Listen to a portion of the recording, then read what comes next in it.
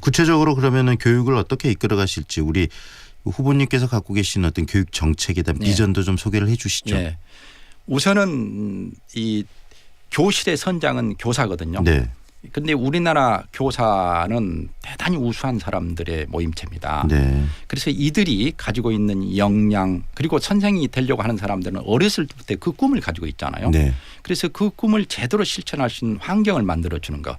즉 선생님들이 자긍심을 갖고 또 주변으로부터 존경심을 받을 수 있는 그런 분위기를 만들어주는 게 필요하고요. 네. 그리고 이제 이 과거 주입식 교육이 아니라 학생들이 이제 자발적으로 참여하는 교육이 되려면은 선생님들이 거기에 대해서 많은 연구를 해야 하거든요. 네. 새로운 변화에 맞는 스승상을 갖다가 교사상을 갖다가 개발해야 하는데 그러려면은 또 이제 연구를 많이 해야 합니다.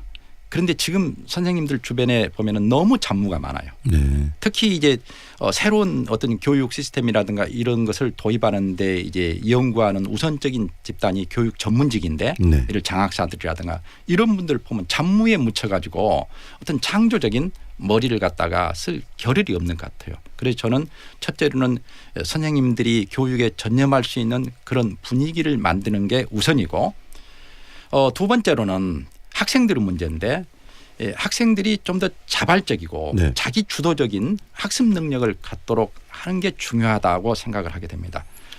그래서 학생들에게 어떻게 하면은 자기 주도적 학습 능력을 갖게 할 것인가 이제 여기를 고민해야 하는데 저는 네네. 첫 번째는 학생들이 꿈을 갖도록 해야 한다고 생각이 돼요. 꿈을 미래에 대한 갖도록. 비전. 네.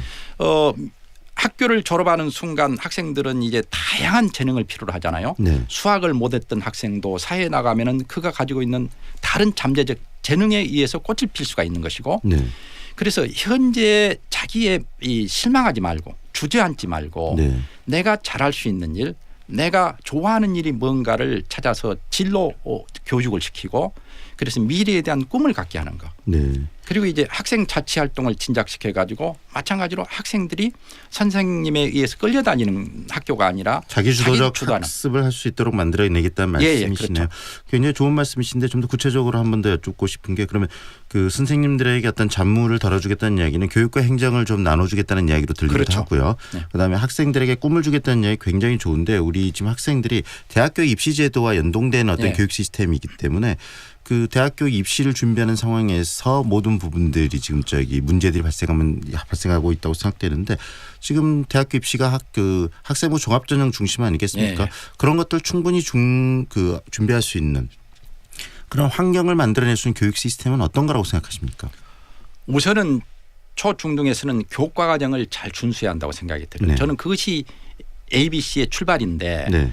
현장에서 보면은 국영수 중심이라든가 이렇게 하면서 사실상 교과 과정부터가 준수되지 않는 경우들이 많거든요. 네. 이런 부분부터 개선해야 하고 그다음에 이제 제가 대학에 있었던 사람으로서 느끼는 것은 이 초중등 교육의 정상화는 입시 제도와 불가분의 관계를 맺고 있잖아요. 그런데 지금까지 보면은 이제 전남대학교에 대해서도 이런 입시 부분은 좀 개선해 달라는 게 이제 선생님들로부터 요구가 있었어요. 네. 그런데 그게 잘 개선이 안 되는데 저는 이번에 교육청과 이 지역 대학이 강규형 입시 정상화를 위한 대협약을 맺었으면 좋겠다는 생각이에요. 광주형 입시 네, 대협약 네. 어떤 이야기시죠? 그래서 이제 대학에서는 초중등 교육 정상화에 네. 장애가 되는 그런 입시 제도를 갖다가 개선하면서 정말로 학생들이 본래 교육 목표에 맞게 인성 교육이라든가 기초 학력 능력이라든가 이런 것들을 배양하는 데 초점을 맞추도록 하고 그리고 이제 대학은 대신 초중등 교육에서 교육이 정상화되고 전인 교육이라든가 꿈을 심어주는 교육이라든가 자기 주도적 교육이 이루어지면은 설령 그 학생들이 수능 평가로 따지면 점수가 낮더라도 네. 매우 잠재력 있는 학생들이라요. 네. 대학은 바로 들어올 때 이 능력보다는 나갈 때 능력이 뛰어난 사람을 배출하는 것이 대학에도 도움이 되잖아요. 네네. 그래서 이렇게 초중등과 대학이 상생할 수 있는 그러려면은 저는 교육감이 아주 이 부분에 대해서 특별한 노력을 해야 한다고요. 네. 대학을 찾아다니면서 우리 지역의 교육 정상화를 위해서 대학에서 이렇게 노력해 달라. 그러면 우리는 이런 학생을 대학에 보내주겠다. 이런 어떤 이 지역 간의 분위기를 조성하는 이런 게 필요하다고 생각을 하고 있습니다. 현실적으로 그런데 후보님 네. 지금 대학교 그 입시 교육 그 중심 속에서 굉장히 고등학생들이 하고 있는 이 수업량들이 많거든요. 예. 국영수 중심 공부도 해야죠. 예. 수능을 준비해야 되니까 또 학생부 종합을 예. 준비하기도 해야 되고 또 예. 학생부 일반 때문에 학교 교과 과목에 대해 신경을 써야 예. 되고요. 예. 점수 관리를 해야 되니까 그런 부분들을 좀 어떻게 체계적으로 변화를 좀 줄 수 있는 방안이 있을까요? 예를 들어서 이제 지금도 대학에 보면은 우리 전남대학교 같은 경우 이제 일정 부분은 진학을 하게 될 경우 수능 최저 점수라는 게 있지 않습니까?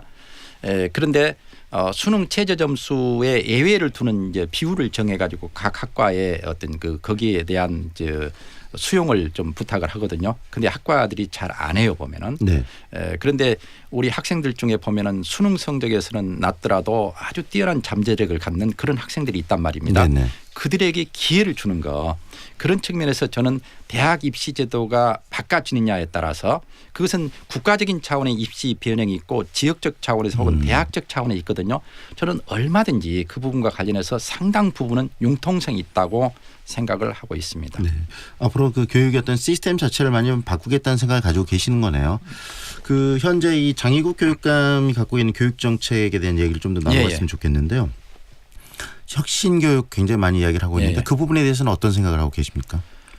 과거 이제 강주가 수능 1등이라는 이 부분에 대해서 굉장히 이제 강조를 했고 또 자긍심을 가졌죠. 네. 그러나 거기에는 긍정적인 측면과 이제 부정적인 측면이 있었지 않습니까? 부정적인 측면으로는 예를 들어 수능 1, 2등급이 한 11% 정도 되는데 그러면 나머지 89%는 어떻게 되느냐? 즉 89%를 희생하면서 11%를 위한 교육을 해왔는데 그건 안 되잖아요. 보면은 이제 모든 학생들을 놓치지 않는 그런 교육을 갖다가 해야 하는데 그런 측면에서 이제 거기에 대한 대안으로 제시된 것이 이제 혁신학교입니다. 보면은 그런데 혁신학교 현 교육감이 들어선 지 이제 8년이 지났지만 아직도 혁신학교는 전체 학교의 한 20%대에 머물고 있거든요. 아직도 실험 중이거든요. 지금쯤 되면은 이제 실험의 장단점을 따져서 장점을 모든 학교로 일반화시키는 과정이 필요하다고 생각이 됩니다. 저는 만약에 교육감이 된다면 그 일에 이제 우선을 두겠습니다. 네. 이렇게 이야기를 나누니까 벌써 또 우리 후보님과 헤어질 시간이 돼버렸는데요. 후보님께서 교육감이 되셔야 왜 교육감이 되셔야 하는지 그리고 되시면 어떤 일을 하시겠다는지 광주 시민 그리고 청취자분들께 마지막으로 한 말씀 좀 해 주시죠. 광주는 민주화의 도시지 않습니까? 그래서 교육감은 이 지역 교육의 수장인데 그런 측면에서 봤을 때 교육감은 우선 강주의 정체성에 맞는 사람이 한다는 생각이 들어요.